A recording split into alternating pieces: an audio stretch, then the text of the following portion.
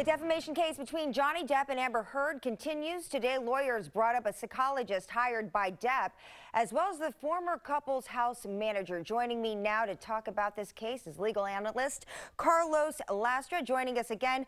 Oh my, so much has changed over the last 10 days. It's hard to keep up with it all, but I just want to start off with Johnny Depp because they made the bold move to put him on the stand early. So 10 days into this, Carlos, what does that mean? How does he look? Was that a good decision? Well, look, it was very dramatic today, the testimony that we heard, and it had to be following 4 days of Johnny Depp's testimony in the stand. And putting him on the stand was certainly a bold move. But now everything that they do on Johnny Depp's side of the case, every single witness, every single audio tape, every single statement, everything, every piece of paper has to match perfectly into what Johnny Depp has been telling us over the last 4 days.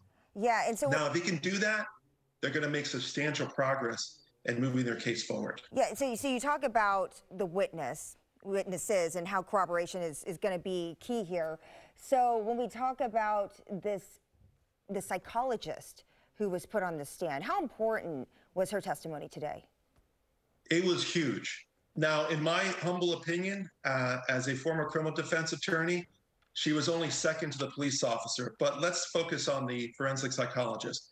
She was able to tell us after interviewing Amber Heard for 12 hours, after reviewing statements of one of her friends that indicated that she was slapped by Amber Heard for no reason at all out of the blue, and as well as being able to review statements that were notes from Amber Heard's own therapist, that after reviewing all that evidence, that she was able to conclude as an expert within a reasonable degree of professional certainty in her area of expertise that Amber Heard suffered from borderline personality disorder as well as histrionic personality disorder. And that was enormous because those particular symptoms that she testified to, those disorders, include huge mood swings, include impulse control, and the inability to be able to disengage from verbal arguments, which we heard Johnny Depp tell us about, without having them escalate into domestic violence. And that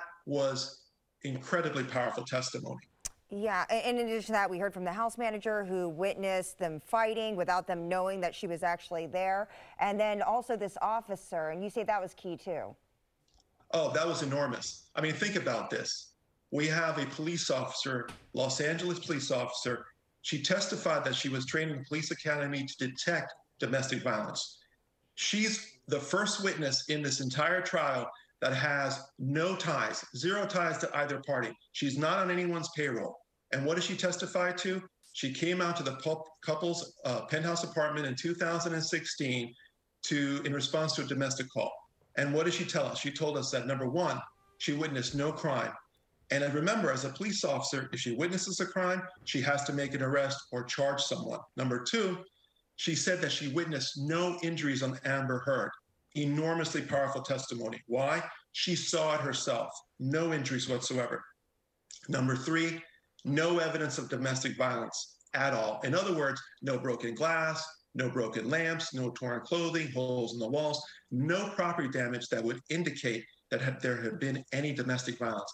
That's enormous coming from this police officer. And as a former criminal defense attorney, that's going to carry huge weight with this jury.